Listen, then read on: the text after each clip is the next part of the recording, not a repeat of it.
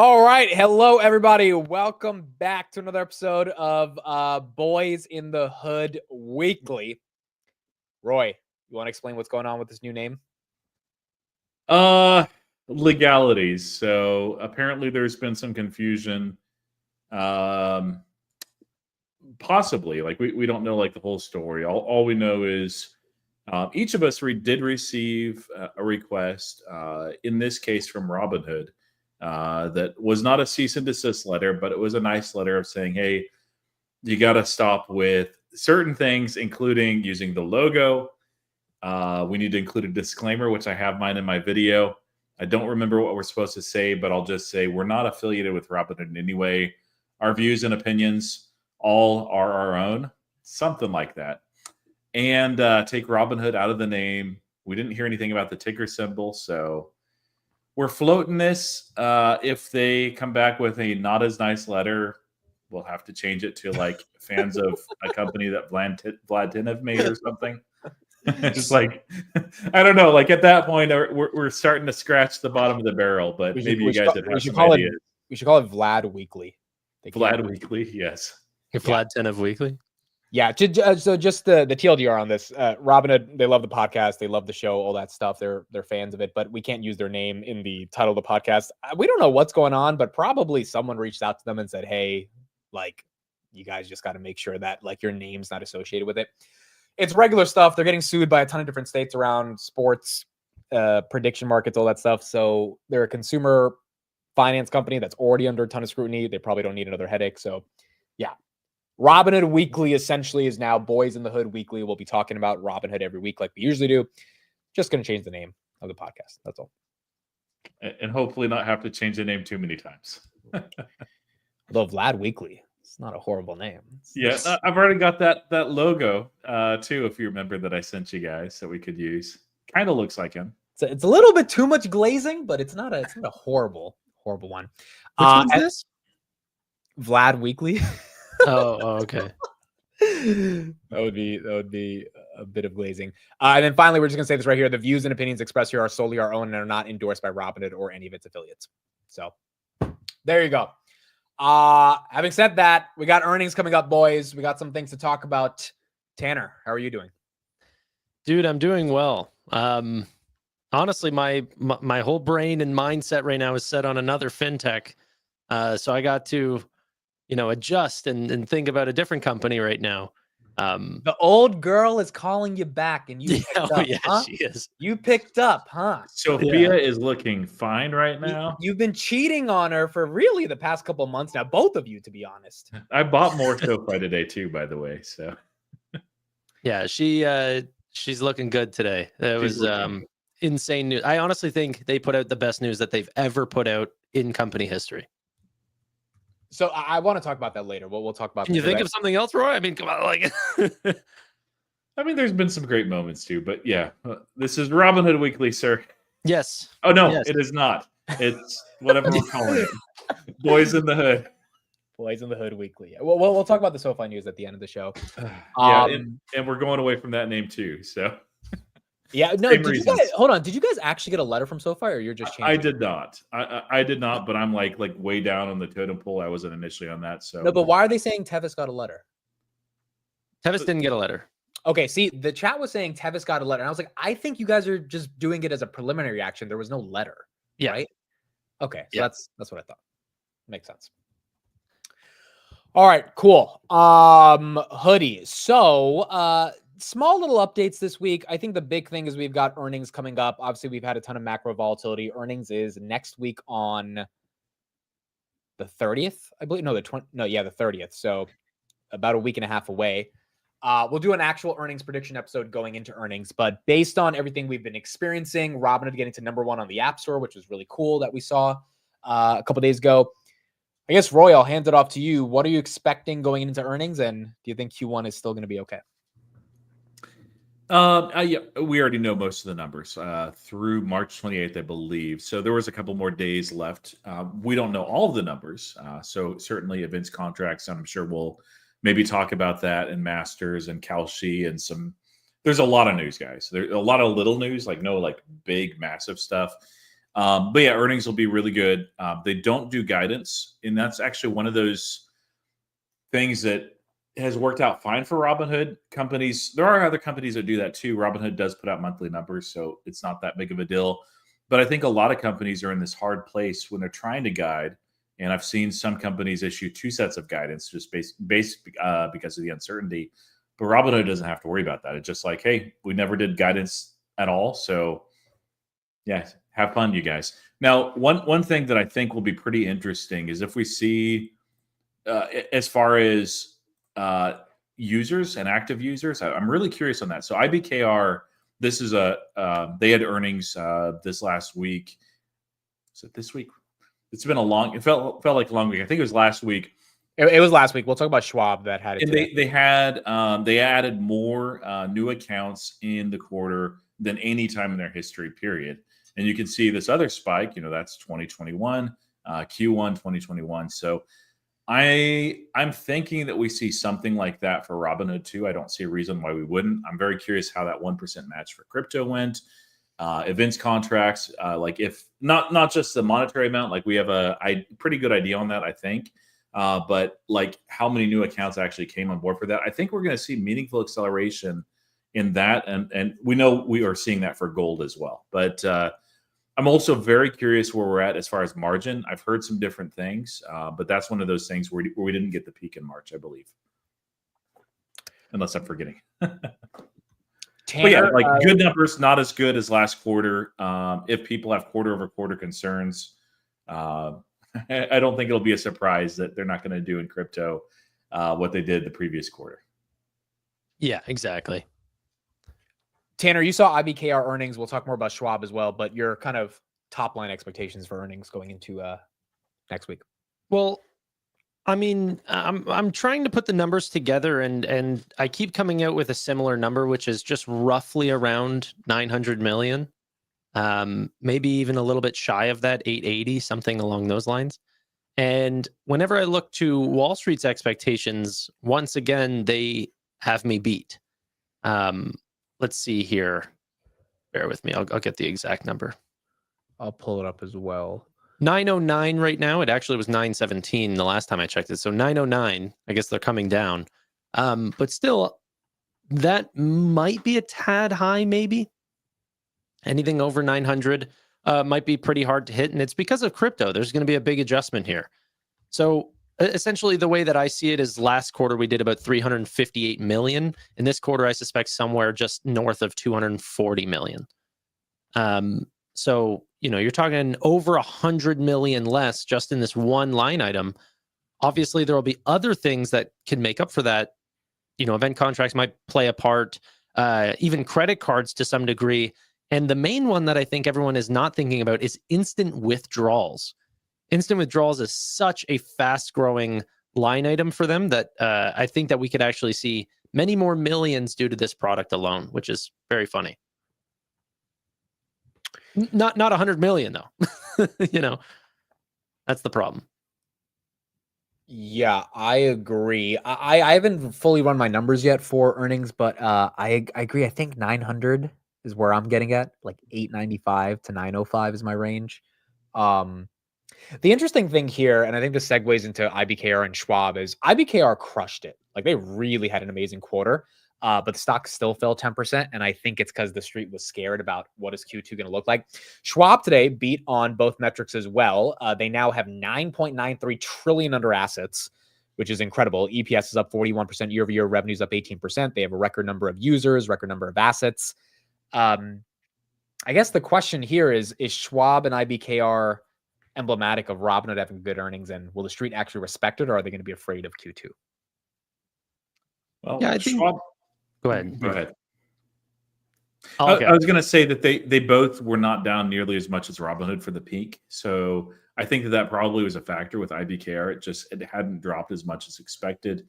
Schwab likewise, so that's a factor. Of course, they both had very good earnings too, and I think most brokerages are going to do well. I don't know, with as transparent as Robinhood is on the numbers, there's just not going to be that many surprises, especially since they don't do guidance. So there will be some, but not anything earth shaking. So that hasn't stopped the market before from either, getting really excited or selling things off. But I would be surprised if we see a massive move either direction. We'll see. Yeah. You know what? I cannot wait for Robinhood Gold numbers to continue to tick up in revenue. Like this is going to be a massive growth, if not the largest quarter-over-quarter increase in gold, if I'm not mistaken. Let me see if I can find that. What are we at?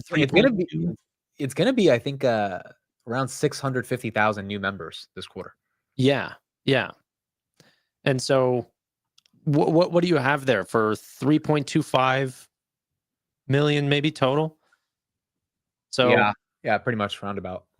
Yeah, I think this is really interesting. That's a really fast growing part. And another thing that I think people will not think of is just the total share of wallet over time will continue to increase. So even whenever crypto, in terms of total market volume, decreases, potentially Robinhood's won't decrease as much. But these are mainly for forward-looking quarters, like for Q2. For Q1, we already know all the metrics. So I'm not too... unlike other companies that we end up following, it's like we can get pretty close to the estimates on this one. And so I do see that there will be a slight tick up in net interest revenue than last quarter. I have about 326 million, but I was high on the last quarter as well. So hopefully that's where we can find that break, but still I'm not near Wall Street, and I think a slight miss will make people upset. If we can end up beating it, then great. But yeah. So we're all bullish on Q1. Q2 is obviously going to have some headwinds in terms of lack of trading activity, like crypto. The number one on the App Store stuff that we saw, along with this new changing of the App Store. So now they are calling themselves FinTech Super App. I guess that's just them getting into them embracing the different verticals they're getting into, which maybe offsets some of the volatility of trading volumes going down. I think it's still too early to change the name, but they're on their way. Why? Why do you think it's too early? Banking's not there, not to the degree that people want it to be, at least. And the credit cards aren't as rolled out as Vlad made some comments on that at the event, but that they're accelerating that quite a bit. But yeah, like I probably would have given it another year, but I mean they're going that direction anyway. We all know it, so it's fine. Yeah. Also, did you guys see the Solana news that they did? Yeah, I was just about to bring that up. So why don't you intro that? I'll bring it up right here. You didn't see it, Roy? No. They're just giving a little bit of extra benefit to Solana users if you're Robinhood Gold. So no network fees for transactions, as you can see. Whether you're swapping tokens, you can also do that up to 3 times a day, all completely free. Now, what's so funny is this is almost a near zero cost for them anyway. Solana is like one of the cheapest, networks, or I'm missing the correct term there, but I think Solana is actually, in terms of cryptocurrencies, they're the largest cryptocurrency that I hold as a bet and as an investment. And I just like this deepening here. They also had some Coinbase news with Solana as well. So it was a really good day. Do you think this is something to do with Bitstamp or anything like that, or this is just kind of more crypto innovation they're going with? No, I think this is just Johan putting out some things that are leading up to the June event that they're going to have. So we're going to see a lot of crypto products. And I'm glad that they end up showing off stuff like this, because if they're willing to show that off and not hold it to the update, they're looking at this and going, hey, this is a really small update, which it is. But I'm glad that they didn't include it. So I'm guessing this is more of the same reason why we saw the 1% match on crypto earlier. They're wanting to increase the assets under custody, especially with crypto. And I'm not certain, but I'm guessing that at some point they're going. Well, I'm like they talked about it in Investor Day. They're launching crypto staking at some point. I think that probably prevents people from moving as much crypto as they might otherwise. Like in Definitely. the 1% match scenario, like I moved my Bitcoin over because I was like, I can't stake that, so why not? But like things that I actually stake, I have it in my own wallet. There's no reason to do otherwise with it at this point. But I do think that staking is probably coming at the crypto event. it wouldn't shock me if crypto lending is there too. And that's been, I don't know how that'll do in a crypto winter. I wasn't paying attention in the last winter at all to that, but I know that that's been very lucrative for a lot of companies that engage actively in crypto lending with certain parameters. And you don't have the disadvantage that you do with lending United States dollars when you're not a bank and you don't have a banking license. So I'm wondering if they're setting that up, if they're getting people to bring stuff over there in preparation for that. Yeah, I think that crypto event in France, we haven't talked about it much, but all we know is that Vlad said he was giddy leading up to the details of that event. And I mean, like, you have that, which is really interesting, like the 1% crypto match. I'm sure probably there's been other platforms that have done some sort of crypto match, but that's the first I've seen. So that piqued my interest. And then the other thing that really got my interest, and this is a little bit while ago when they came out with the 10K, they have a massive, and I mean a massive amount of stable coin, and it's not all USDG that they're holding. And I think that we'll probably get to see with the crypto event why. But it's intriguing. It's very intriguing. Yeah, it would be interesting to see, because the rates on crypto are so much higher than equities, to see where those promotions could lead to and get really aggressive. So, for example, they only did 1%, but it was for a 1-year lockup, I think, if I'm correct. Yeah. For the other ones, they did 2 years, and it was a 5-year lockup. I wonder if they could do similar things where they could give out, 3%, 4%, even 5% over a multi-year lockup that just creates so much buzz around, sort of the crypto sphere. Now, for them, 5% is, whatever. Like, they're going to lose that in a day or win it back in the next. But still, I think a lot of people would consider switching and locking up for a long period of time, especially whenever tools like staking are available during those periods, and putting that more onto Robinhood's platform.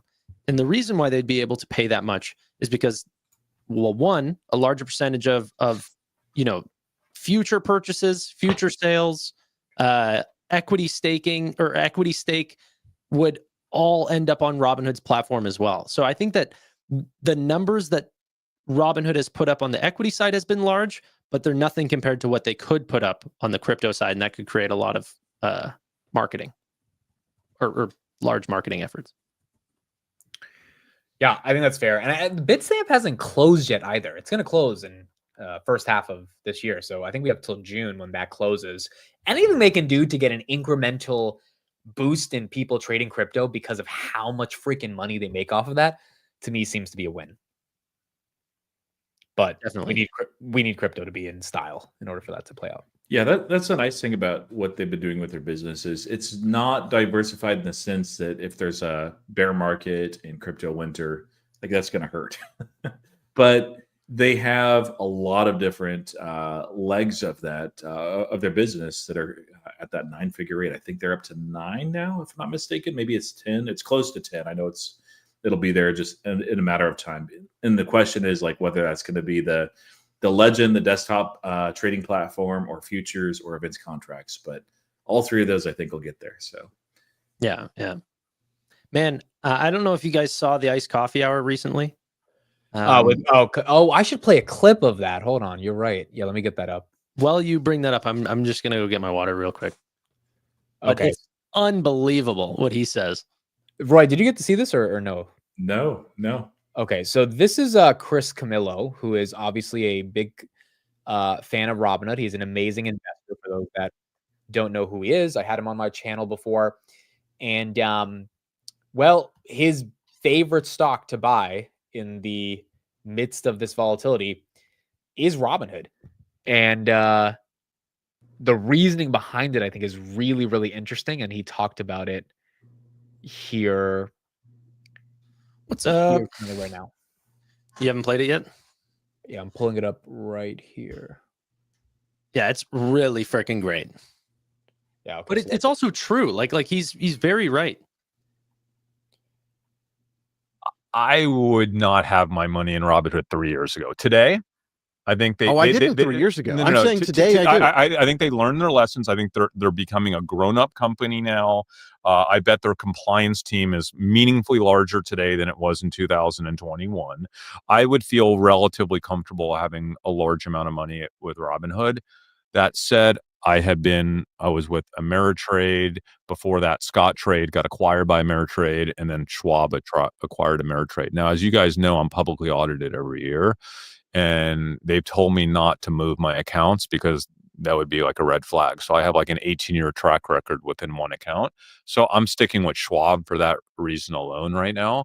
But also I have a private guy. I can get him on the phone if there's an issue.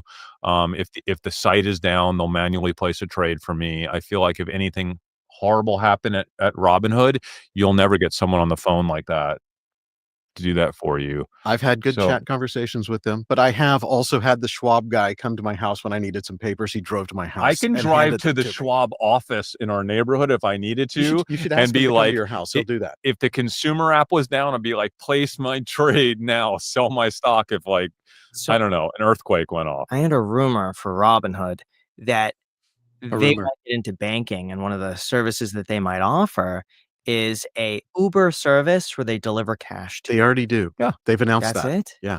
Okay. I So haven't seen you that can, yet. it's not in the app yet. It's coming, I think, this fall, but you'll be able to, instead of going to an ATM, you'll be able to access your Robinhood banking, premium banking service. They can't call themselves a bank because they're a banking service. But you'll be able to, on your phone, in the Robinhood app, say $100, here's where I am, and someone will bring you $100 in cash. How is that profitable? How could they do that? I don't know why they did it. Can you pause it? Care about it. It's not why I'm investing. So he goes on to say that they think it's free, but it's an actual tipping service. There is a $5 fee. Oh, there is. So you hope to pay for some of it or whatever. So they were a little bit misguided in what's going to happen. But I actually think the clip was either before or after this. But this is not exactly what I was talking about. I was talking about him talking about it being the largest financial institution. I thought he mentions that in a couple minutes. Let me get that exact clip. While you're pulling that up, I know that you saw this, Tanner, but Amit, did you see Anthony Noto's interview where he mentioned Robinhood? I believe it was yesterday. You did see it. I did see it. I found the clip on Camilla. Let's just play this real quick, and then we'll talk about Noto as well. Yeah, it was about like a minute after that's part.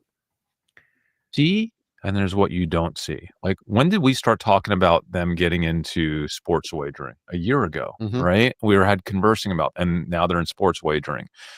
This team, Vlad and his team, they're animals. Like, they're animals. They're gonna ask for forgiveness later. Anything that remotely touches money in any way, they're gonna try to take over. They're gonna try to Amazon it.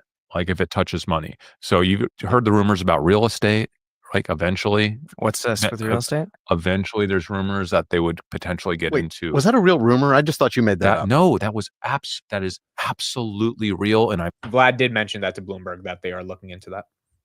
Believe it's going so to what happen. is it? You have to explain it now. Well, that they would eventually get into the broker game as well. And transact. Oh, so I would be able to buy a house, buy or sell your house through the Robinhood. Yes, and they would get. So when you think about when all these companies started up, maybe it was like 7 years ago, and they were trying to integrate the real estate tech stack to have basically commission-free brokerage, right? They didn't have enough funding, and the technology wasn't there, and they just didn't execute well enough to pull that off. It's really expensive to market on the front end, as you know, to get your customers. It's a lot of work. They were too early. I think Robinhood is going to wait for the right time, and they will have the right resources. And the beauty behind Robinhood is they will already own the customer base. Right. So they're just going to layer it in as a product. I don't know how long until it happens. I just know they will try to make that happen. When you think about a financial institution, they're probably thinking larger than any financial institution on earth today. They want to be involved in more things that touch money than JP Morgan is. They've stated that they want to touch every dollar that you interact with. And if there's one thing that gets me going, it's a big company that thinks like a startup. That's Tesla, right? I don't know if you guys have ever had the privilege. So pretty bullish on Camillo. He then goes on to say that this is the #1 stock he's buying in this dip, and he's like quadrupling down on Robinhood right now. Yeah, he also goes on to say that with the whole startup culture thing, that he's seen a bunch of companies. I think he even mentions Yahoo or something that he was a part of, that he watched go from a startup to a more conventional business. It's probably one of my largest fears with SoFi, right? Is the slowing due to compliance issues, that there's more cogs in each system that actually bogs things down. We're not seeing that from Robinhood at all. And in fact, there was actually a period in Robinhood's time where they did start going that direction. They doubled their head count because trading volumes skyrocketed, and the amount of new products coming out fell to the ground. And then they cut all those people, fixed the problems, and they said no more. And now it's seemingly a good lesson learned, and hopefully not too painful for the future. So they're a very, very, very strong team now. Roy, your take on what Camillo said, that this is his #1 dip buy? Yeah, I mean, we've been all seeing it, firsthand, and I'm pretty confident that I added more to Robinhood than any other stock this year. I've not added in the last 3 weeks. I've been good. Probably will add late next week, but might have to wait another week. I can't remember when the 25th is.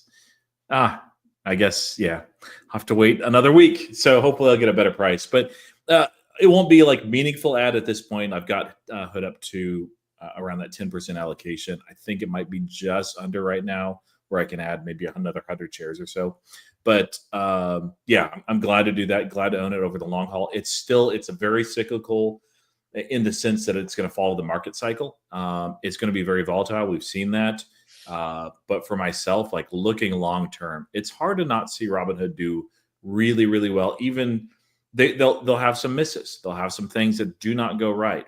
But we've seen them execute on such a high level that they're not going to have a lot of those. And when they do have a miss, they're not so prideful and arrogant that they're not afraid to just say, okay, that's not working out. We're pivoting. We're not going to do that. And I love that about the company. It makes it really easy to invest in. And you don't see that necessarily with many other companies. I think that I'm on the verge, and I probably need to see this another quarter or two of like giving them unicorn status in my portfolio. And what that means is I'll allow myself to allocate as heavily as I want to that company. Over your 10% threshold. Oh yeah, over 10%. The only other company in my portfolio where I have that and I'm comfortable doing that is Palantir. Tesla, I think, is a unicorn. I just don't want like 50% of my portfolio Tesla. Yeah, and look, I think if they tank on earnings, it's a gift, dude. Like we already know the execution is there. If they somehow go to like low 30s or below 30 and mid 20s again, people, yes, you will have paper losses, but this might be a year where a lot of people have paper losses. It is what it is, but you got to find ways to deepen the conviction. If you have the conviction, you have to find ways to deepen your position sizing, and a cheap stock that falls 30, 40% is the best way to do it. But I don't think we're going to get there yet until we have a recession. But if we avoid a recession, I think we're going to be okay. Yeah. I mean, like, and if we keep falling and things just get cheaper and cheaper and cheaper, what I'll probably do is just begin to trim some of those companies that I don't have the same level of conviction in. And so I can see myself, if things just go horrific and we get a crash. I don't think we'll get a crash, but let's say we get a crash that's down 30% from the peak. At that point, I may just be in 3 companies: Palantir, Robinhood, and Nvidia. Call it a day. Crazy. And the other companies, like, I think they're great. I think they're awesome. It just depends on the valuation, though. And SoFi doesn't fall on that list, eh? It's not a unicorn. Wow. It's not. It's a good company with incredible tailwinds. But if we see a market crash, I'm guessing it's because something is broken at that point. I mean, like, and it will still be painful for SoFi, even though today I bought more SoFi. I think it's positioned very, very well. I do think that they probably hit 25 this year. The loan platform business, which we've talked to you about several times, Amit, So It's just- let's properly transition into that. So I want to talk about Loan Platform. First of all, here's Noto yesterday on his first podcast in a long time. He did not do it with Tanner or Roy. He did it with a SoFi employee. That doesn't. Hey, you know what? I didn't say I'm not implying anything. I'm just saying he did it with Liz Thomas. But yeah, this is what he had to say.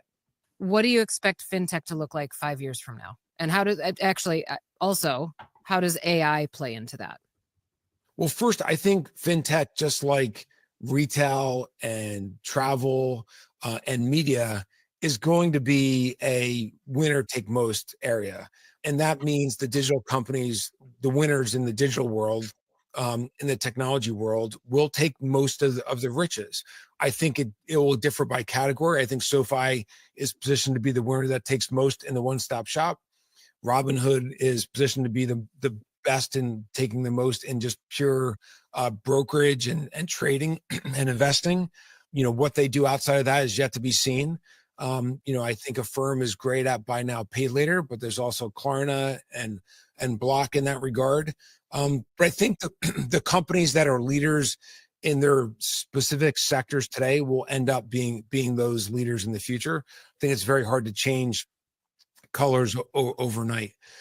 He then goes on to say that the ambitions for SoFi are to be a top 10 financial institution by market cap and a top 15 tech company by market cap in the United States. We'll start with Roy. Roy, what was your reaction to that?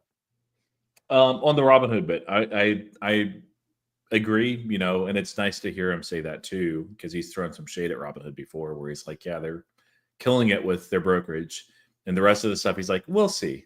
Some SoFi bulls had the take of SoFi is going to, because of the crypto stuff they're going to eat Robinhood's lunch. It's like, I don't know. I saw that comment too. I was like, no. Like it's good for SoFi that they're launching that. It could be very good too, depending on what they're able to do with Galileo. But no, like those are spaces that Robinhood owns and they'll continue to own and expand. And they're, I don't know, it's going to be interesting. But I think he's right that those leaders that are in the market right now that are doing very, very well, usually they're there in that space because they're hungry, quality companies that know how to execute, know what that next step and stage is. Robinhood, I think, does it just about better than anybody on that level. So yeah, they're going to be. I think Robinhood for sure will be a top 10 finance institution at some point in the future. It's going to take a while. SoFi, I'm less sure on, but if you shoot for the moon and you still make it out of the atmosphere, that's great. I think the saying is shoot for the stars, end on the moon. Yeah, I was like, I got it wrong, but and make it out of the atmosphere. What's it called? So I actually didn't think. Okay, so a couple of comments, because you made some comments on your live stream and everything, Amit. So one, I wanted to hear more from Noto. He was quiet. He went on a podcast. I don't care that it was mine. I don't care. They did answer a lot of questions that I think a lot of people were still looking for, and that was reassuring. So I was very happy that he did a podcast. Even if he wants to keep it in-house through SoFi, continue to do those. Would love that. And then in terms of his comments about Robinhood, if you go back, he thinks a lot about what he wants to say about Robinhood. So he said a good comment, but he definitely is not confident that they're going to get out of brokerage. I'm very confident in that. And then in terms of the top 10 comments, top 15 comments, I actually didn't think that was all that crazy. Once you actually look at the numbers, it places them at about like $150 or so billion, which is large. Wait, top 15 market cap tech companies more than 150 billion. Well, actually, it's 83 billion. Intel. No, hold on. Top 15 tech companies by market cap is like U.S. tech companies. Yeah, Visa is number 15 at 650. But what are you talking about? Well, so it depends on what you mean by top 15. So if you search by market cap. Yeah, but do you place Visa as a technology company? I wouldn't. I'd place that in terms of financial institution. I think there's a lot of technology associated with Visa. Yeah, I'm sure. I'm sure that's not what he's saying. Why would he say top 10 So if you say top 10 financial institution and top 15 US tech company, it places at about the exact same market cap, which is about 150 billion. No, Tanner, there's no way. A top 15 tech company in the United States, if you just go through the list, JP Morgan's at 644 billion, Visa's at 635. I mean, why are you calling those tech companies? Well, you would say Visa and MasterCard are not. I wouldn't say Walmart, Eli Lilly, JP Morgan, Visa. Yeah, you're looking at top 15 companies in the US. Okay, so what is the 15th tech company by market cap to? I just told you it's here. I did the whole list here, so I'll tell you what the top list. I made a video about this. Apple, Microsoft, Nvidia, Apple, Microsoft, Nvidia, Alphabet, Amazon, Meta, Broadcom, Tesla, Oracle, Salesforce, Cisco, Adobe, Qualcomm, AMD, Intel. At the bottom, you have Intel, 83 billion. Sir, where is Palantir on that list? Not on the list. Well, take off Intel then, put Palantir up there. That's your list is invalid. I think you've left off a lot of companies, Tanner. My list was Where's Intuit? That's a 585. That's a $104 billion company. My list was Grok Deep Research. Blame them. Oh, dude, 83 billion is not top 15 tech company in the United Palantir, I would consider a tech company. I wouldn't consider Intuit. I'd still put under financial services or something along those lines. There's no way in hell you're when you didn't mention Palantir, I'm like, dude, you're gonna come on here and quote that list, especially for Amit, like me, like fine, whatever, but like Amit, I should take that pickleball paddle behind me. Well, never mind. No, but what about Spotify? They're 117 billion. Why is that not on the list? I'm just telling you what Grok fucking told me. I'm trying to tell you that you're trying to get the number to be reasonable. No, okay. So this, hold on. Let's not beat around the bush. What Noto? Hold on. Let me explain why. What he said was insanity. The idea that they could be a top 15 tech company was such a load of you know what that I almost vomited hearing that. I was like, wait, what did he just say? So I went through because I need to explain my bad research then in this case. Whenever share my screen right now, thank you. Whenever I was looking through this list, I went on Grok to ask for this list, and then I also went on ChatGPT, and it gave me the exact same list. So forget your list. Like your list is what no one's blaming you for the list. My point is just we're talking about minimum, in my opinion, 250 billion. But then I went to top 10 US financial institutions that also placed me at 150 billion. Okay, so I don't think the top 10 financial institutions goal is crazy, but the top 15 tech companies, when I heard that, like, I feel like I was the only guy objectively being like, what, like, is he smoking? Like, what is he saying? Like, where is this coming from? Where is this ambition coming from? Because I don't think he's an ambitious guy, but okay, I don't see the top 15 tech companies. But there's a difference between ambition and delusion. Well, it depends on how high you want to put it. Like, I think if he shoots for a $200 billion market cap, that's fine. You shoot for that's 20x from here, Tanner.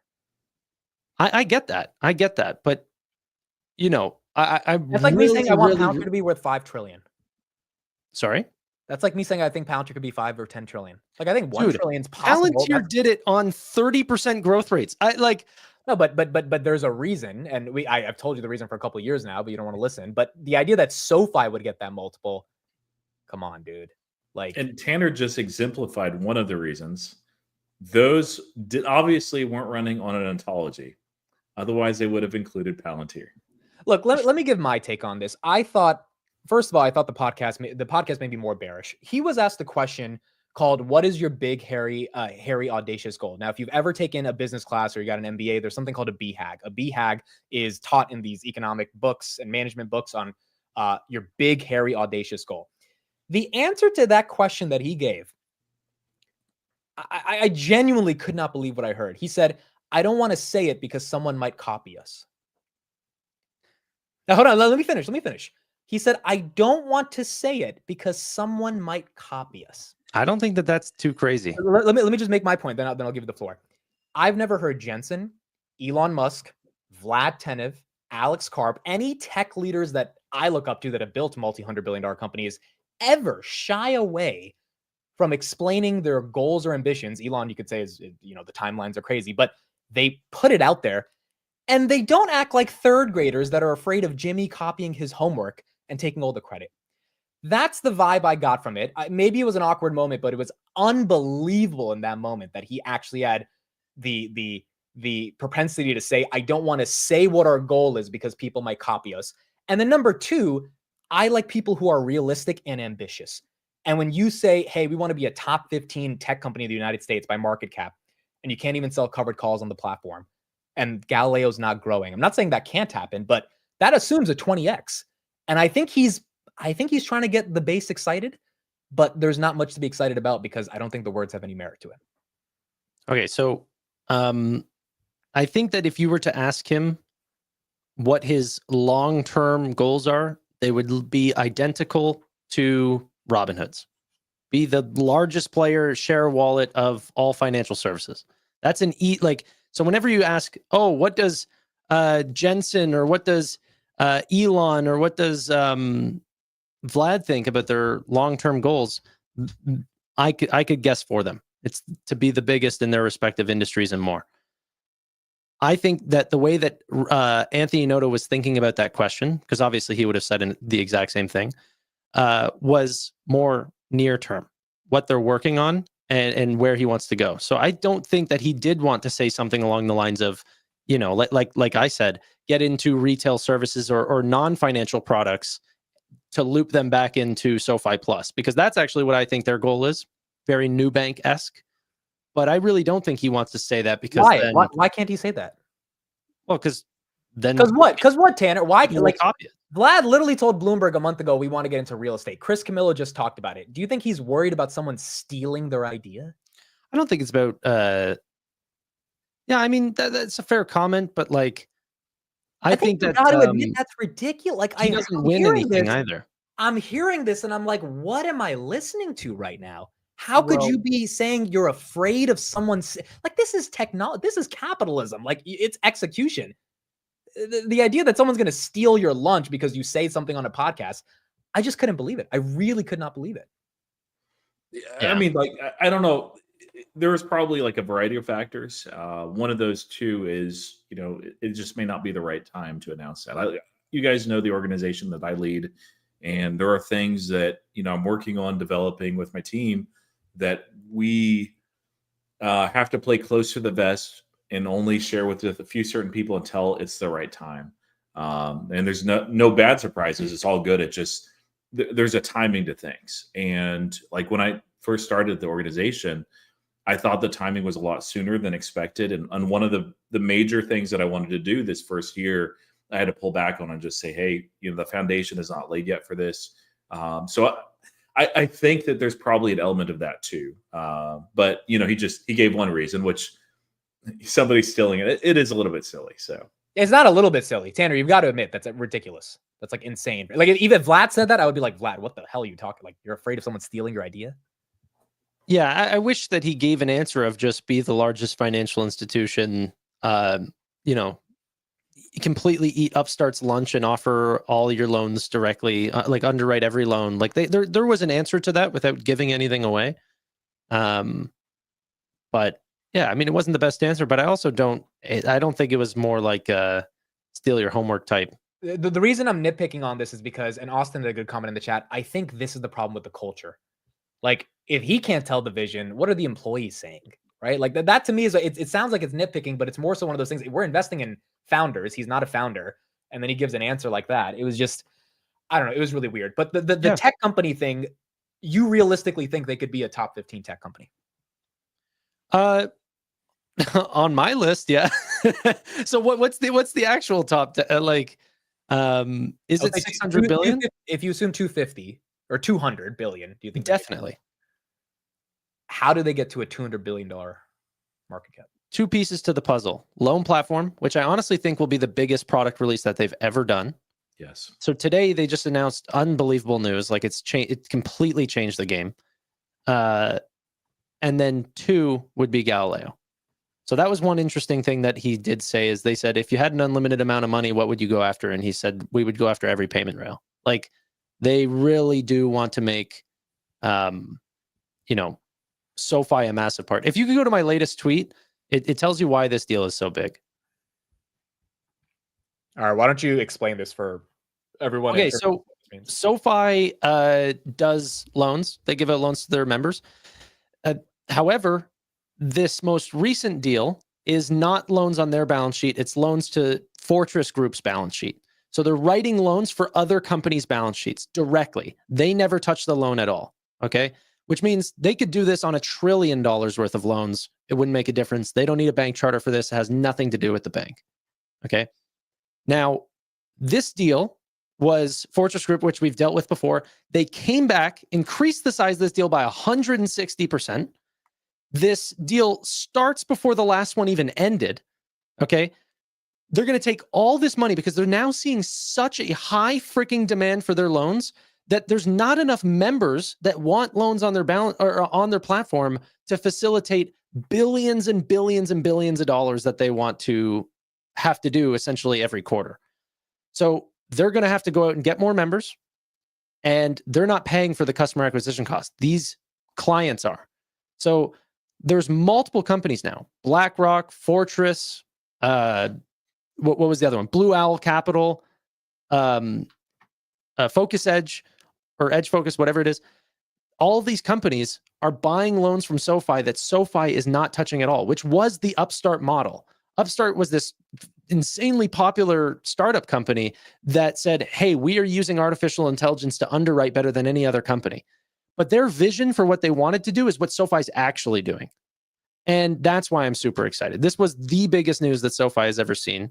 And that's an area where they have an edge, like SoFi absolutely does. Like Robinhood can get into lending, but they can't do it as effectively as SoFi just because they don't have the banking charter, banking license. They can do a lot of great things. I'm not saying that they can't go in that industry and disrupt it, but they've got a great advantage there. Robinhood could not do a loan platform business at this point. Down the road, At this point, who knows? I'm not going to say they can't do it because I'm like, wait, this is Robinhood we're talking about, and they can do a lot that I don't expect. So why does a loan platform take them to 200 billion? Because I get it's good news, but what is so amazing about this? Well, essentially, the growth in 3 quarters will go, or in 4 quarters, went from 0 to 1 billion to 2 billion to 4 billion. Like Upstart entire business does on great quarters between 1.5 billion to 2 billion a quarter, and SoFi in 2 quarters will do 4 billion. That's insane growth. Like we're talking complete reacceleration of growth, like way past 30% year over year for total revenue. Incredibly high margins because they have no risk here and it's still a lending product, so they can charge 50, 60, 70% margins on this product. It's a golden product to sell, and no one else can quite do it like them. I don't see how that takes them to 200 billion, dude. I don't get how you don't. The lending is multiple $1 trillion markets. It sounds like they are increasing the lending business without taking the risk. I don't know why that gets some aggressive multiple that's so exciting over the long term, or not over the long term. I would say over the next 5 to 10 years.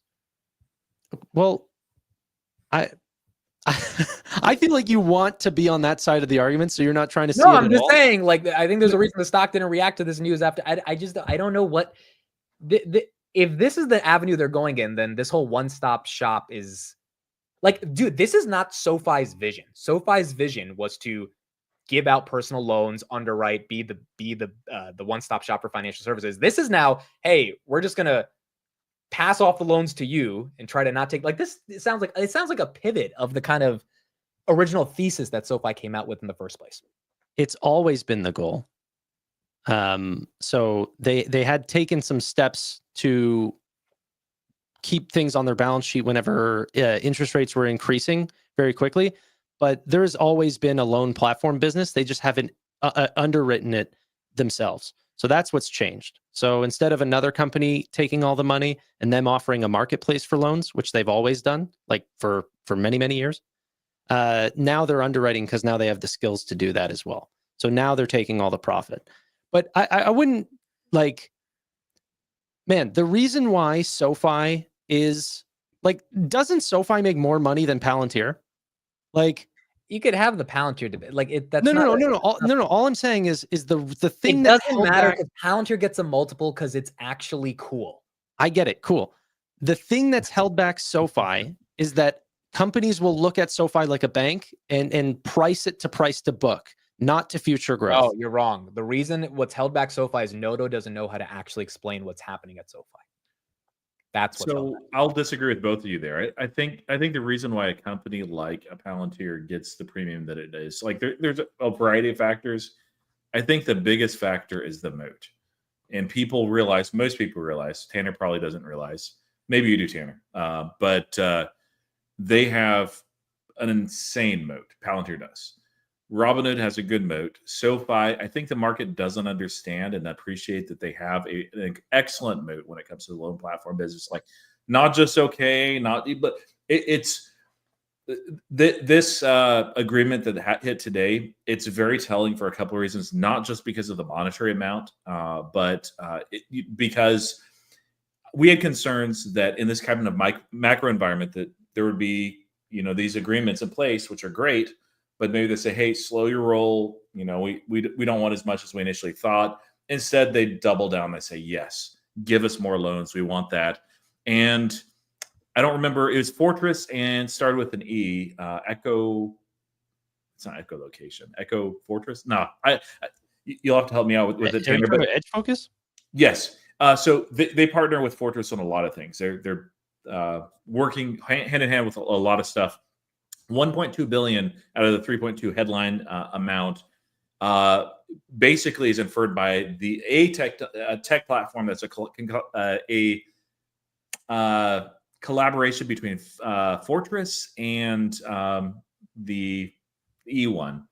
And it seems like, you look at the words and the verbiage that they're using, it's like, wow, this is like very similar to what SoFi is doing. And in essence, if a company that has had good success leveraging data to make informed decisions as far as loans and see that very, very well, if they're going to SoFi, it's showing like A, there's almost insatiable demand, and or B, SoFi has a little something there that people are realizing and saying, hey, we want more of what you have. Give us as much as you can. I mean, not quite at that point, but we're seeing deal after deal. So that is where the market is absolutely wrong on SoFi. Like the tech platform, I'm like, it's probably just mediocre. I don't buy into the AWS tech of fintech. I don't think they'll be a top 15 tech company.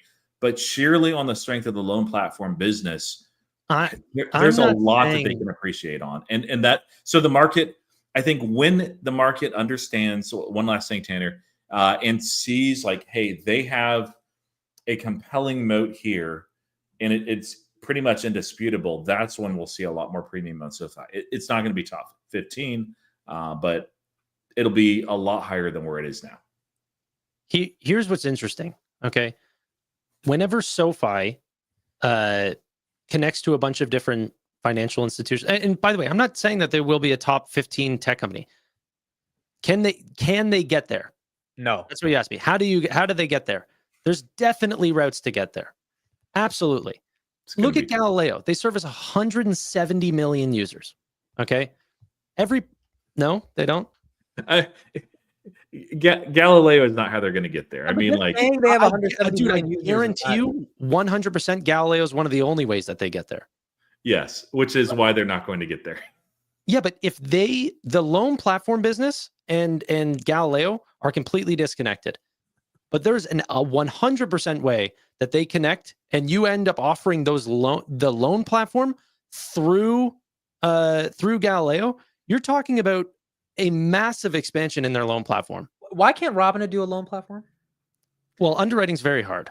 And okay, but so is the credit card. So again, my question, and Robinhood's crushing it with the credit card. Why can't you have no idea how they're doing on credit cards? Well, I mean, what's their default rate? I'm curious. Okay, so they've taken a very conservative approach, still conservative, 200,000 out of 1.2 million. I would say they're figuring it out. I have a lot of trust they're going to figure it out. But my point is they've entered into the arena and they didn't give a what about anyone who was already there.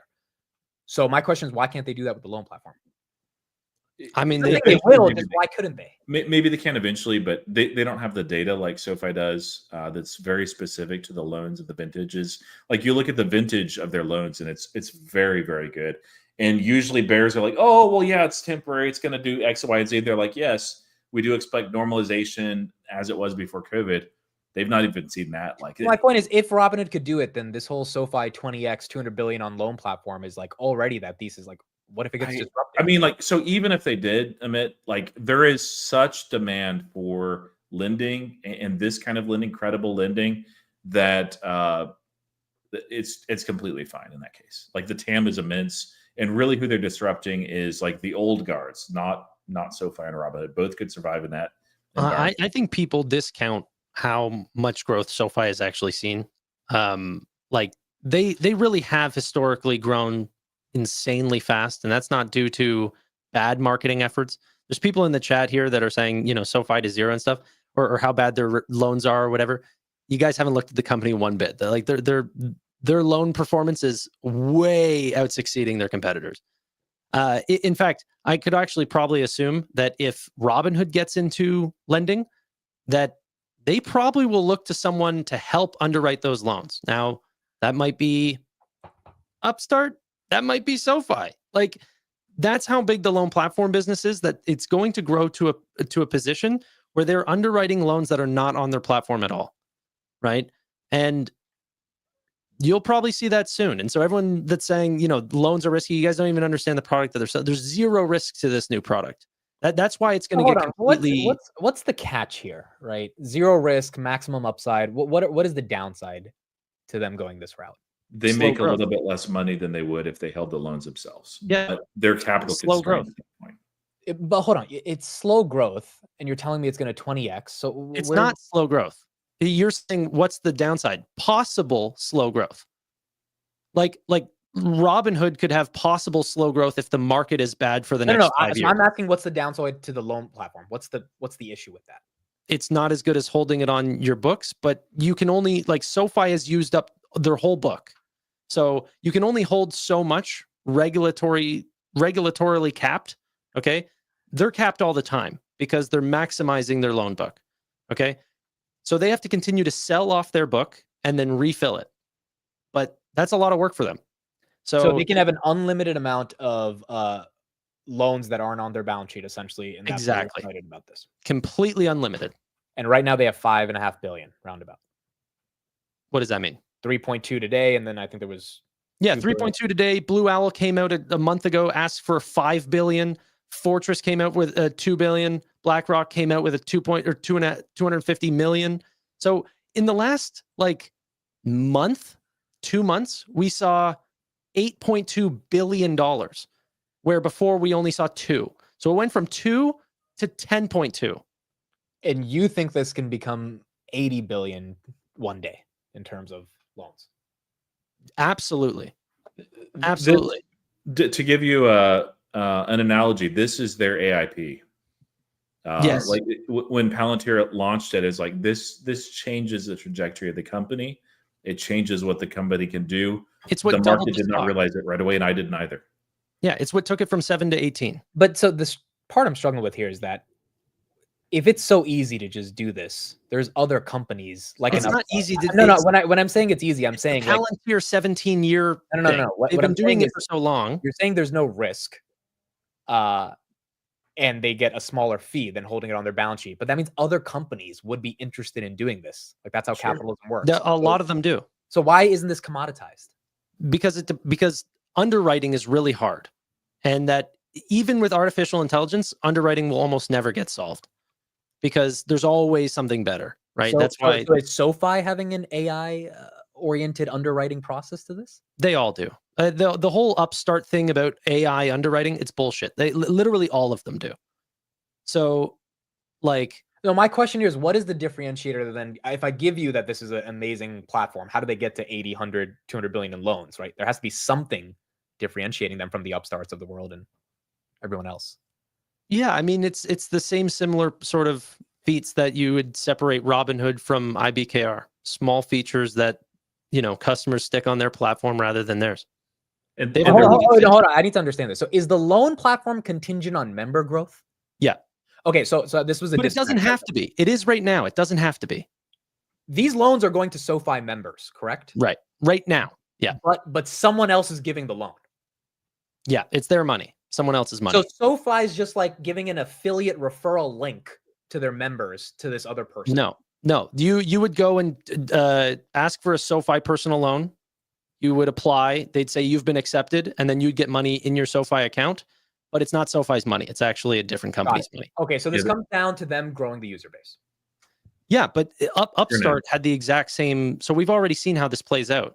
Whenever you get massive supplies of capital, they go out to advertising platforms like Google and ask for extremely hot leads. Like, we want people who are looking for or who are searching personal loans now, like, that type of thing. So they pay a really high customer acquisition cost, but it's not them paying for it. It's already been paid for. So their customer acquisition cost will skyrocket, but it's guaranteed member growth. So SoFi is going to do that exact same thing, except the difference is Upstart, and we've seen it with Upstart, they've been able to 4x their revenue quarter over quarter. This is why it's so exciting, because there's just unlimited capital in the US. But unlike Upstart, who has nothing to cross-sell, once they go through SoFi's doors, it's not just a personal loan. It's a checking account. It's a credit card. It's everything else. But they didn't even pay for the customer acquisition. A different company did. This is a completely new strategy for SoFi. But these deals need to keep happening.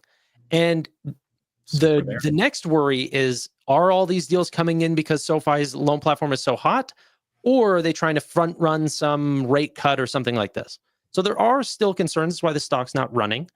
But if they can continue to, do what they're doing, like, this is a growth trajectory. Like, 3 quarters ago, they had 100% of their personal loans on their balance sheet. Now, probably in the next 2 quarters, about 45% of the personal loans that they sign won't even be theirs. 45% in like 3 quarters. That's insane. I don't know of another company that's done that.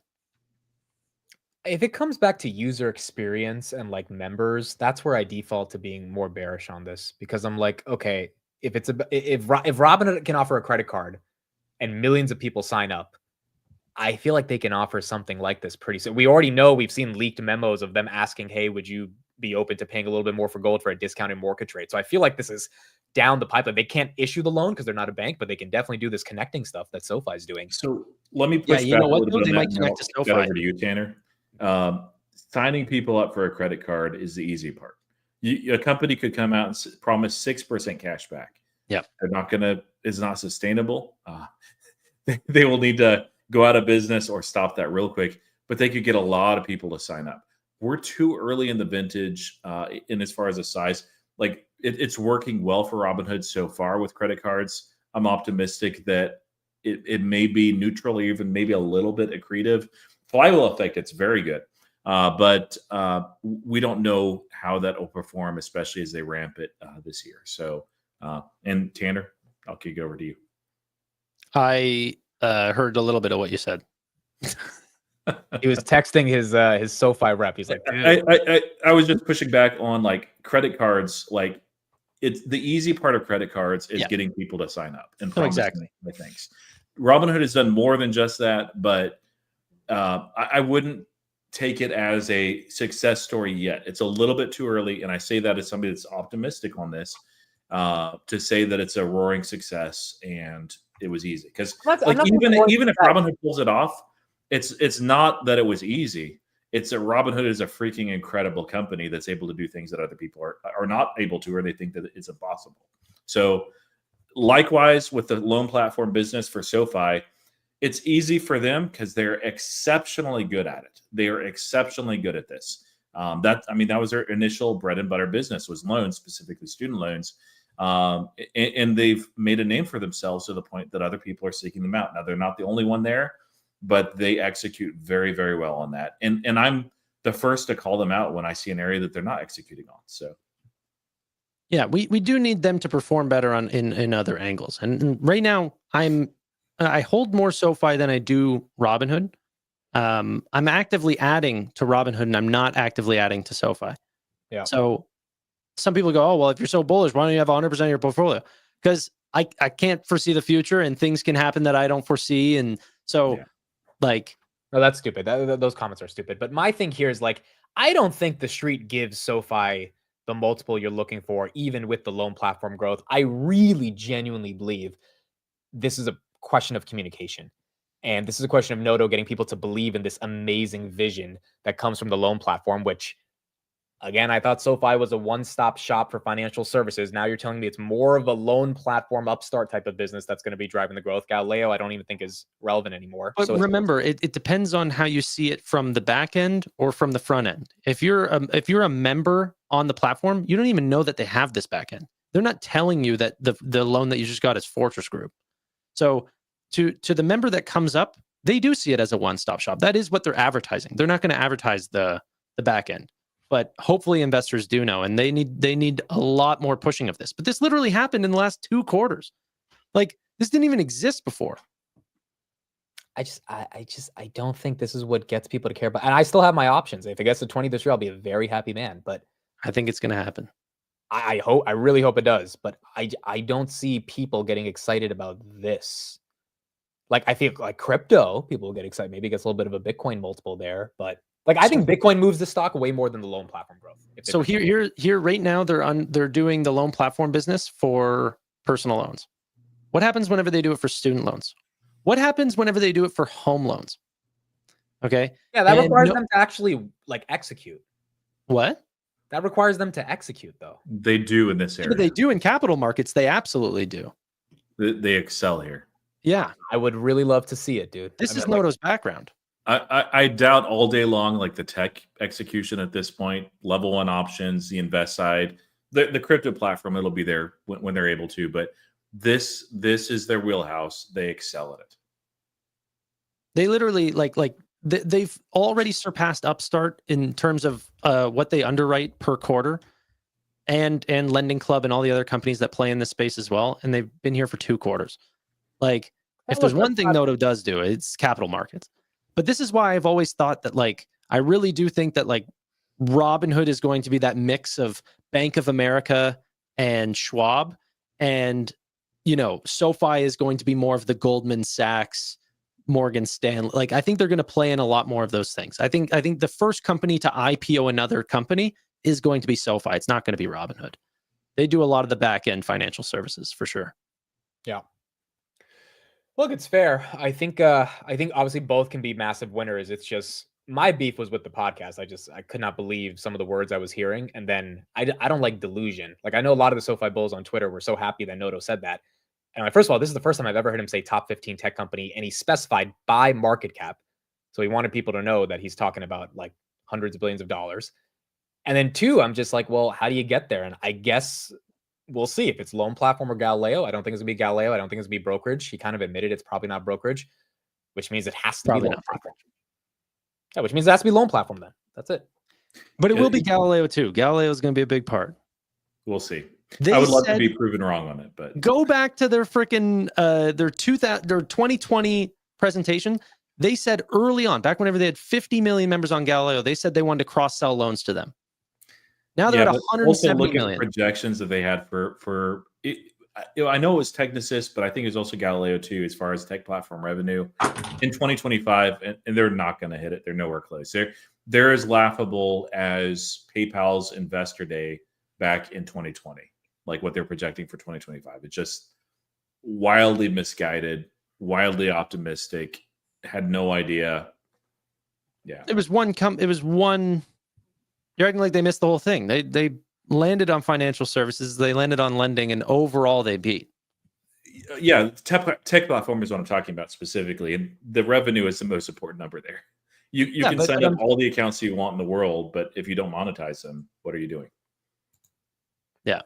I would love to eat my words on SoFi, dude. Like, I would really love to eat my words on it because I don't have any. Platform I'm not. business should do that. What do you say? The loan platform business might make you do that. Like you're underestimating that Because you have been. I'm not short. I don't hate Noto or anything like that. Obviously, I love Robinhood, but I don't have any actual beef with the company. I just like, I got into it a couple of years ago thinking that it was this AWS of fintech, one-stop shop. And then slowly by slowly, I was like, none of this is happening. And now it's a loan platform thesis that popped up in the past 2 quarters. So I'm just like, you can see my skepticism here being like, oh, so this is the new thesis I have to believe in. And I just don't know. If it was the loan platform business and we didn't see any like big deals like we did and we saw a little bit of revenue, I'd be like, you guys are just moving goalposts and that's it. No, we're seeing a massive amount of revenue that they're making from this and massive players making massive deals very rapidly. And the remarks that they're saying are incredible. This is their AIP. All right. Well, You don't got to believe. well, I obviously don't because I don't have a massive position here. But the top 15 tech company comment. Yeah, that's what would be the actual number there? I think it would be more like when you say tech company, I start going into the IBMs of the world, et cetera, the Palantirs. And so I'm like, maybe top 75, top 50, maybe is a bit more reasonable. 75 is smaller than you think. But yeah, the thing is, even if it was 150 billion, which it's a little bit more, it looks like 165, maybe 170. Those companies are probably going to grow. SoFi is not instantly going to get there. So by the time, like, let's say 10 years out, like that's going to be what, 350 billion, maybe. Exactly. Probably actually higher because there's a whole lot of very fascinating companies that are much smaller market caps that are growing rapidly. And they will do Palantirs. Like they'll 10x, 20x. Right. So I really don't, but I'd love to be wrong. I really don't believe the top 15 tech company. Financial institution, maybe it could. I think it could get there. And there's some huge players there, so that's just as good. Not quite, but it's great. But it'll be interesting to think who is going to get there first, and that's really what we're betting on here. It's not that honestly, a lot of companies grow. It's about finding the ones that grow the fastest, and it's either Robinhood or SoFi, and I'm growing my position in Robinhood because they are very clearly outgrowing their competition. Why do you think Chris Camillo isn't this bullish on SoFi? Well, I think that, that's kind of hard. Potentially metrics that are easy to gauge, potentially. But he's a pretty damn good investor. He's not a stupid guy, right? But he likes consumer products. I don't know if there's a company that he's invested in that does a lot on the back end. I think the things that he's benefited off of has been things that are done on the front end. Which there's no problem. I love Chris Camillo. I follow him. But I'm just using it as a metric because again, SoFi should be encapsulating investor interest. And it can't just be us. It has to be some of the Chris Camillos of the world that actually have a lot more money than all of us and can really deploy heavily and can preach about the thesis. And it's just not. Outside of the SoFi bulls on Twitter and YouTube, I don't find people that are interested in any of this. That's definitely where they fail. Since people were wondering, the jersey behind, I just broke the hanger. It'll put back together is the Robinhood jersey patch, Miami Heat jersey. So sweet. Yeah, I need to get one of those, bro. I need to get one of those. I've got some more Robinhood news if we want to go through kind of a rapid fire. Dude, we don't have school tomorrow. Yeah. Stock market's closed. I feel like a kid who doesn't have school tomorrow, dude. It's a long weekend. Like, it's crazy. You're going to work just as hard tomorrow. I already know. Nothing's going to change. So this, I know it's Kalshi, but Tarek Mansour, the CEO of Kalshi, co-CEO, I guess, he announced this. It's a little bit over a week ago, a major legal battle that was won in Nevada. The big dogs that were trying to shut down specifically their sports betting events contracts. And there were several other states, including amidst New Jersey, because New Jersey hates fun and hates people pumping gas and stuff. So I don't know. But this is pretty huge. It's not the end of this legal battle, but the fact that they granted Kalshi's preliminary injunction and they blocked the state from trying to prevent Kalshi spells pretty good things also for Robinhood as well, because Kalshi is their partner when it comes to the events contracts that are sports betting. So I thought that was pretty fantastic news And then related to that, two other things or actually just one other thing two others. So they launched some non-sports events contracts, and they really built these out. So Fed's fund decision in May, Fed's fund rate in May, and inflation in April, and so forth, even gas prices as well. And I know these probably will not get nearly the attention that the NCAA tournament had, but they also launched Masters betting. Kalshi had said that there was very good traction there on that product. I did see Robinhood, I think, took away the volume amounts on their platform. At least I didn't see them for Masters.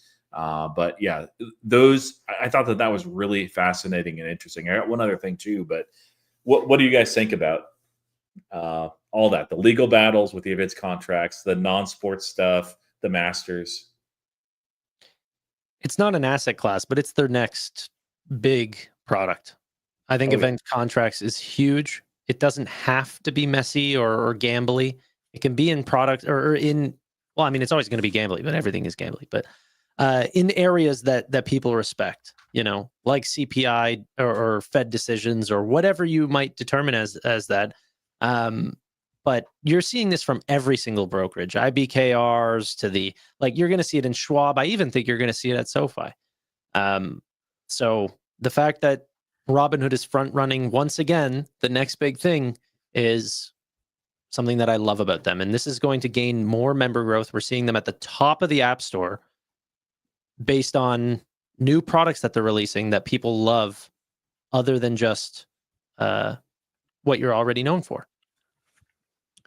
Yeah, I think, look, I think anyone who meaningfully doubted the event contracts part of the business, I think it was a fun debate we all got to intellectually theorize about a couple weeks ago, but this is the future. It's happening.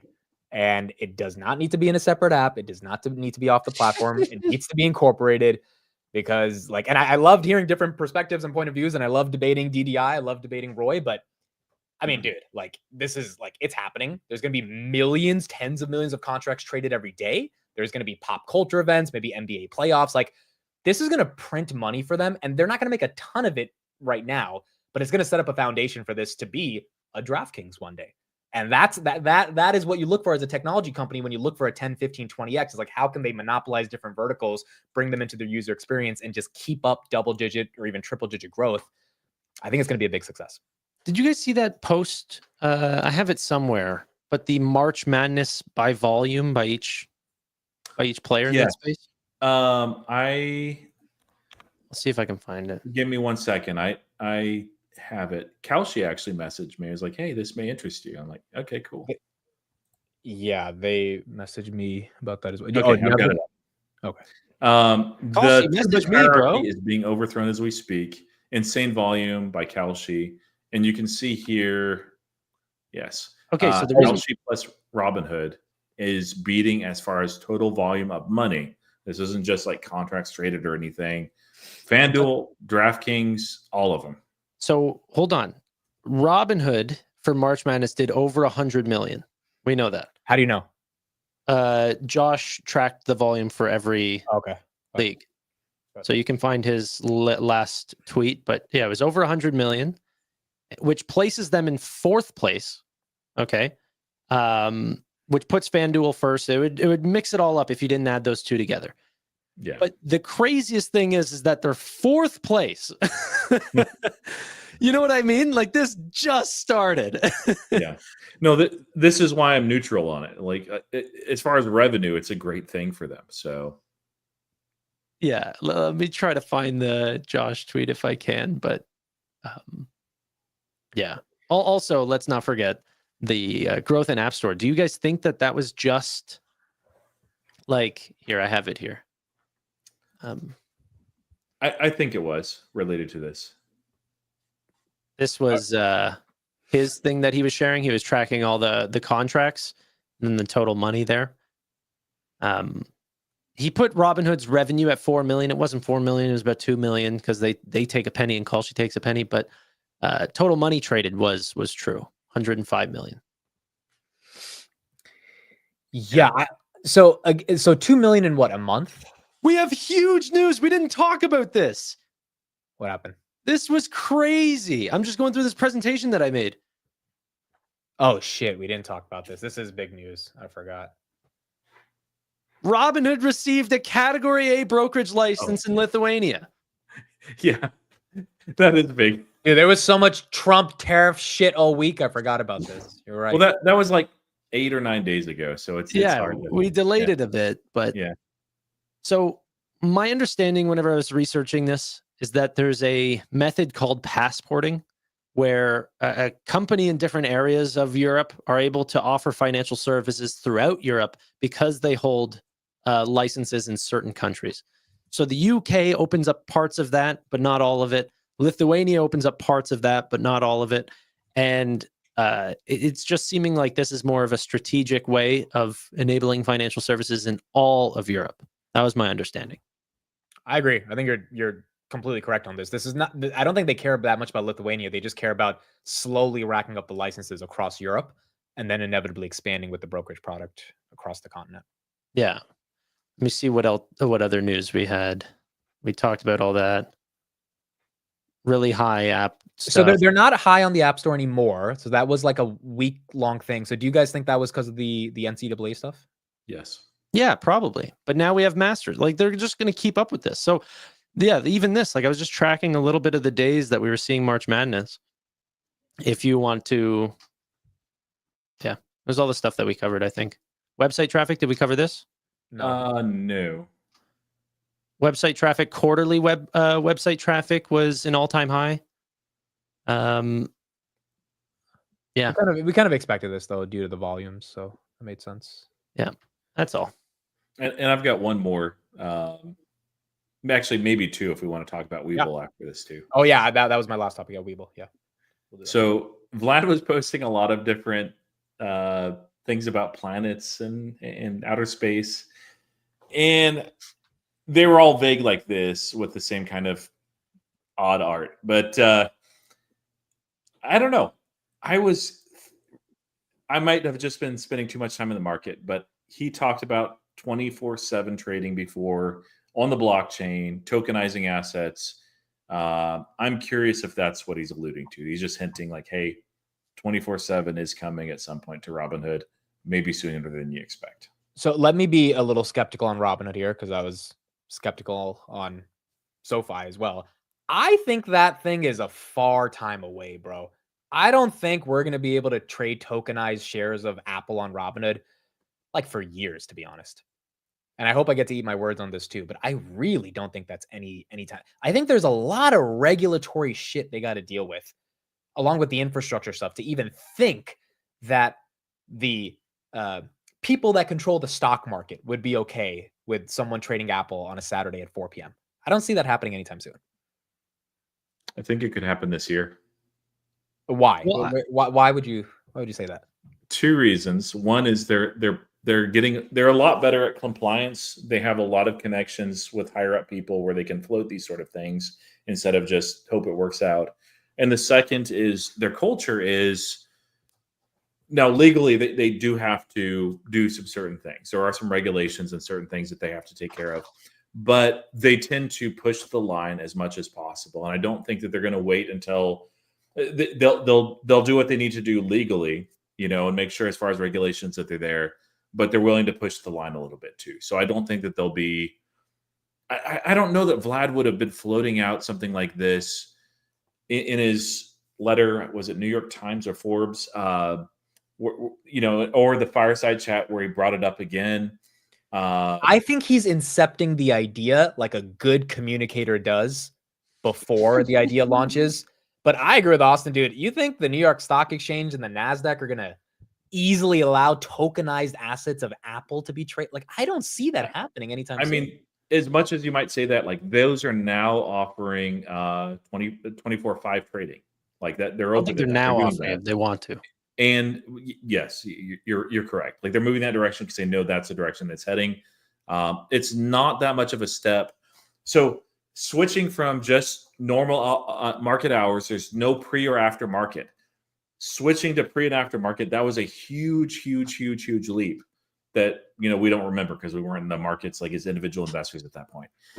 it was a pretty big leap to go to 24/5 trading.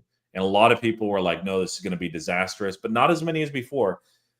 Going from 24/5, where we already see certain commodities, as crypto, being traded 24/7, they don't even stop for holidays, is not that big of a leap. It's just not. And we also are in this time where we have the administration and the SEC that is very favorable towards common sense regulation and toning down, trying to stop every single bit of innovation. They want the United States to be leaders here. I wouldn't expect it this year. I'm just saying it could happen this year.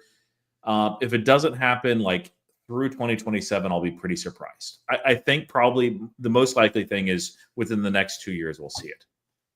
I wouldn't say that's crazy in the next 2 years. I don't know. I just think it's a hard freaking, if they do it, I'll be really impressed. But I don't think it's that easy. Yeah. By the way, guys, there's no cat in this room. You guys are... There was a dog in this room, and I turned my camera off to let the dog out of the room. So there's officially no animals in this room. You have a dog and a cat? Yeah. And you've known this. Do they get along, though? Yeah. Yeah. My dog doesn't mess with my cat. My cat likes the dog. Santa seems like a cat Let's guy. talk Robin. I'm definitely a cat person over a dog person. I don't even like the dog, but no, I do. But it was not my decision. Wait, hold on. I don't even like the dog. That's so rude. Like, no, I like the dog, but I like the cat more for sure. I've got a favorite child. All right, it's not remotely what I want to talk about. I think that's it. Do we have any other topics? Webull. Oh yeah, Webull. So Webull went public today or last week. They were at $78. Now they're back at 26. Yeah, they did 300 million in revenue last year. Robinhood did 3 billion. They were about 20% away from being worth as much as Robinhood the other day. So yeah, Roy, what was your reaction? I was very sad that it's extremely difficult to short companies that are fresh off of IPO. I don't short companies. If there was an options chain, I would have bought puts because it was ridiculous. At one point, Webull had almost the market cap of Robinhood. They're not profitable. They're not growing as fast. They're not as innovative. They're basically a Mr. Pibb if Robinhood is Dr. Pepper. Like they're okay. They're not bad, but they're not the original article. They're an imitation that's cheaper. And it's exciting though, just because we have another data point here where we can look at and see. You know, it's nice to have Schwab. It's nice to have IBKR, but Webull is probably as close as we get as a 1-for-1 comparison with Robinhood. And I love having extra data points, and we can actually look and see as Webull begins to have earnings releases just to see how they perform, how they execute. And that'll give us an idea of how Robinhood is really doing. I mean, like they excel. We know that they excel, but I think that'll differentiate it even more in people's minds. And I'm also really glad to see IPOs do very, very well initially. I know, people might get burned on some of these, but like Newsmax, that's great. Webull, that's great. I hope Klarna does IPO after all. And the more IPOs we have of credible companies or incredible companies in some cases that people are excited about, that benefits Robinhood, that benefits SoFi, that benefits, any other brokerage that's out there. It's great. Benefits Webull. It does. Yes, it's true. IBKR, sure. Schwab. The interesting part here is that, like, whenever I got into the market, you kind of listen to the legendary investors to kind of get grips of how this game is played. And one thing that you learn pretty quickly is that the IPO market is messy, and one that is not really played by a lot of the great investors, and they let these things take their time. That being said, the new investor will come into this market and see the unbelievable stupidity that's happened over the last couple IPOs and think that IPOs are like, it's a ticket to free money. And that game is going to continue to get played out until it isn't. It's almost like the new dog coins that got released, like Doge worked, then Shiba worked, then, all these ones. And then people just started releasing a bunch and they never worked again. So if you're a new investor, don't think that this is a free money glitch. It absolutely is not. My friend put $500 into Whiff, dog Whiff hat. Probably Turned made it some into- good money. He turned it into 2 million, bro. That's awesome. Actually, No, like legit. I saw it. And they sold, hopefully. I don't think he sold. No, so at the very top, it was worth 4.2. But he got in early, but then he sold, I think, at like 1.7 or something. was this a person of means, or did this was their first $2 million?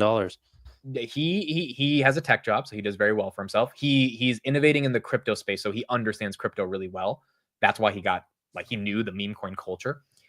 But I don't think he didn't need the money because he has a good job. He's doing well, but like obviously, a couple million, $500.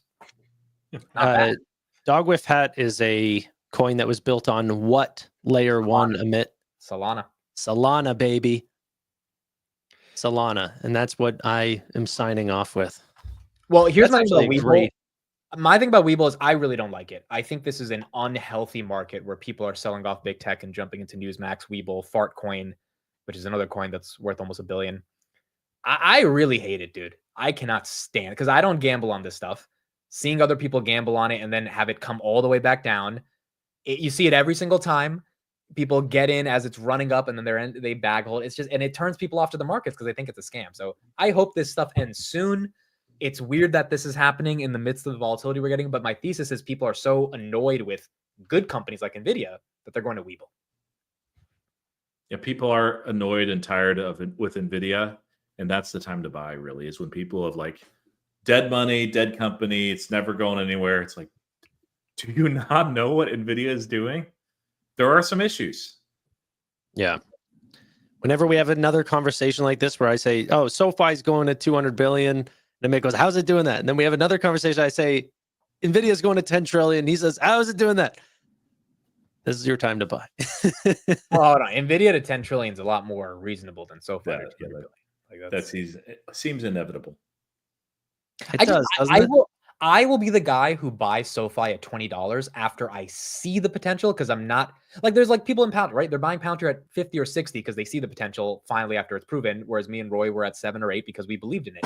I don't believe in it before it happens on SoFi, and then I will rightfully not get the types of gains that Tanner and Roy get, but I will sleep a lot better at night. I was the Robinhood at 17 guy, by the way. I was a lot later. You needed a little bit more to see. I think that's a normal thing to say, and skepticism is what makes a market. But it all comes down to Noto and the fact that he did a podcast with Liz Young, like I just thought that was ridiculous too. I'm sorry. Like, why are you doing a podcast with your own employee? When's the last time Vlad did a podcast with a Robinhood host asking him questions? Like, they're just gonna give you layups. Like, it's not even a podcast, dude. It was definitely wrong in terms. I think like the actual the only reason why I got any views was because of people like myself or Couch Investor or other people that shared it around. I think that the actual podcast has like 300 views. Like it's something dumb like that. Yeah, so that is a problem. They perform worse in my channel. So by the way, thank you guys that are following me. Yeah, but I'm new. Like that's all I'm saying is I'm new. It's not professional. It's very amateur. I've got t-shirts hanging up behind me, like, and it's me. Like, yeah, but people watch you, Roy, because you're authentic and they like listening to you speak. And I'm just getting vibes that Noto is afraid to talk to other people out there in the world. Like, you're gonna talk to a SoFi employee? Like, I totally was just, what is going? I didn't understand it, and that doesn't delegitimize the loan platform and all that stuff. It's just, it is really hard for me to get behind him. Like, I have a Noto problem. I don't believe him as a leader. That's my issue right now. I think he's a very good CEO for the type of business that SoFi is. Yeah. I think he's a Jamie Dimon type rather than a fast moving like founder type.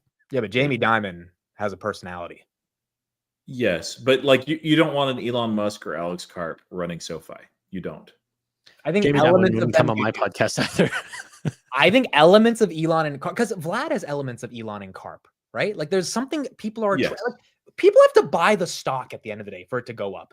And a lot of times people don't buy stock because they look at Tanner's video and they see the price earnings. They buy it because they just have a vibe. And that vibe tends to come from the CEO. We're talking about retail, right? And even institutional dudes, dude. Like they buy off vibes all the time as well. So Vibe's a real thing. I put that under the culture category. You know, there's got to be a real culture to businesses. You got to feel that excitement. It's a real thing. The good thing is this is fixable. This is a communication thing. I think it's easily fixable. It's just a question of if it gets fixed. Well said. All right, Hopefully they do an investor day. Yeah, that is true. Do we talk about NVIDIA for the next hour? Since we don't Bro, I've been wanting to go for 34 minutes. Why? What do you have better to do? Dinner. I've got to eat. It's 11 p.m. I haven't eaten. You know, fasting is really healthy for you. Yeah. So I'm actually curious because like I always get called the pale guy. I mean, I am pale. But like Amit, do you get sun? Do I get sun? Yeah, like you're inside. Oh, I see you live streaming every hour of it. Like, do you get off your chair? What? Yeah. I go for, so after my market open, I go for a walk every day. So there's a big lake in the back of my house.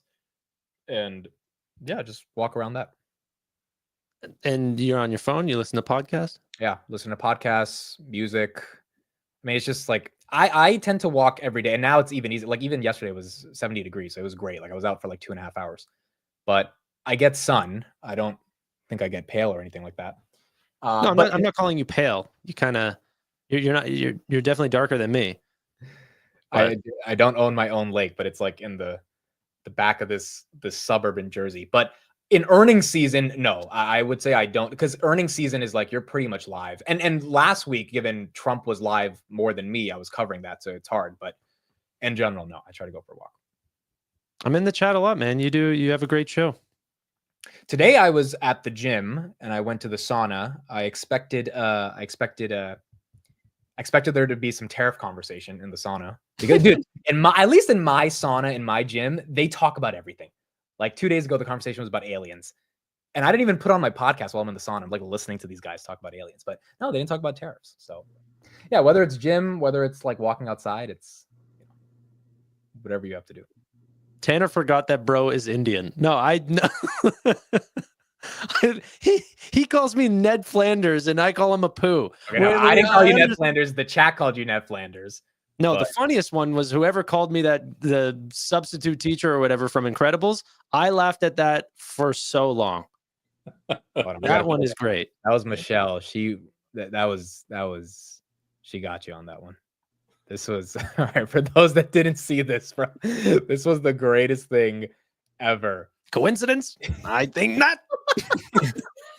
It's because of the mustache, bro. Like that's once you get rid of that, and it's a little red mustache, so it's. I don't. My whole life I thought I was blonde. Now on live streams, I'm like, do I have like strawberry hair? Like I don't know what's going on. Makes me hate it. That was good. It's a good one. All right, so that's it for us. Real quick, let me just do a quick plug. I and Tanner will be at. Yes. Okay. Cool. Yeah, we're gonna be in Canada.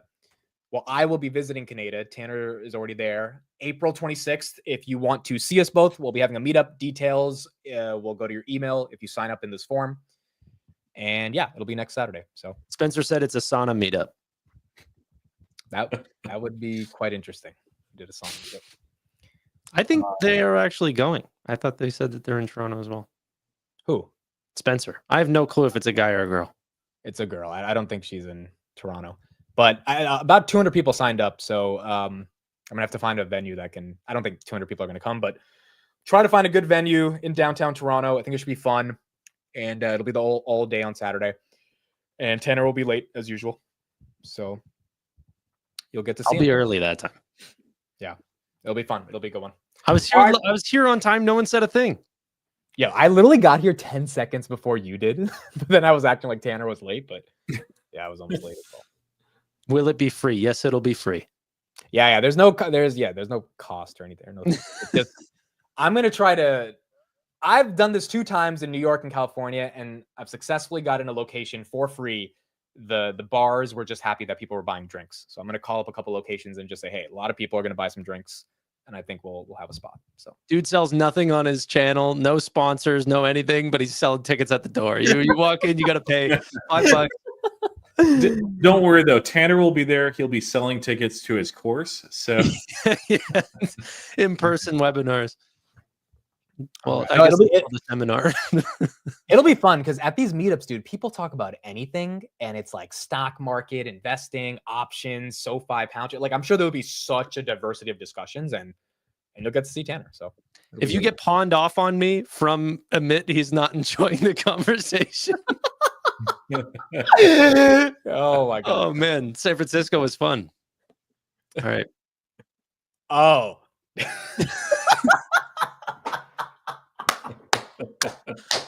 You know who's really great at stock picking?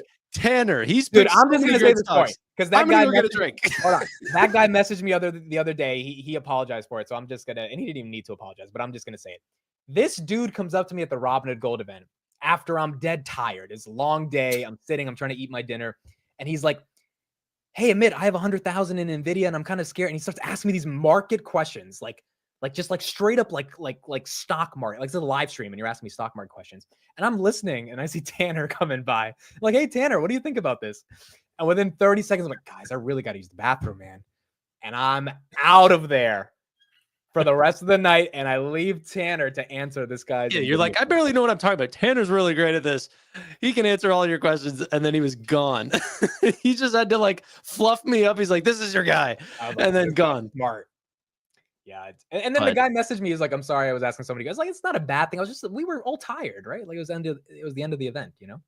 But at the actual meetups, so far the max we had in California was 70. New York was like 40. I individually spoke to every single person, and I know this because I count the number of cowbells I give out, and I literally gave out the same number of cowbells. So I always had the time to talk to every single person. I don't know how many people are going to show up to this one, but there should be more than enough time to talk to everybody. So. By the way, that's not like a thing of like, hey, we don't want to talk to people that have questions or something like this. It wasn't like that. It was, yeah. I mean, the whole time that we were in San Francisco, all we did was talk about investing. Like we like, that is what I like to talk It was about. a very personal situation, and like, there's no answer I can give. I'm just like, Yeah. do you believe in Nvidia? Then keep it. If you don't, like sell. So it's like, They're just asking for like financial advice. That's all it was. yeah, Which I can't give. But Tanner was a financial advisor at one point, so I was like, hey, talk to Tanner. I was in the wrong country. There you go. All right, good Come stuff. to Toronto. No, I'm kidding. I'm not a financial advisor anymore. Roy has been waiting to leave for the last 5 days. Like, these fucking guys can't stop talking. You Roy's were been like, there I gotta. All right, good stuff. Thank you, everybody. Enjoy the weekend, long weekend. We'll see you guys probably next Monday on Boys in the Hood Weekly. Goodbye. Bye, everyone. Have a good one.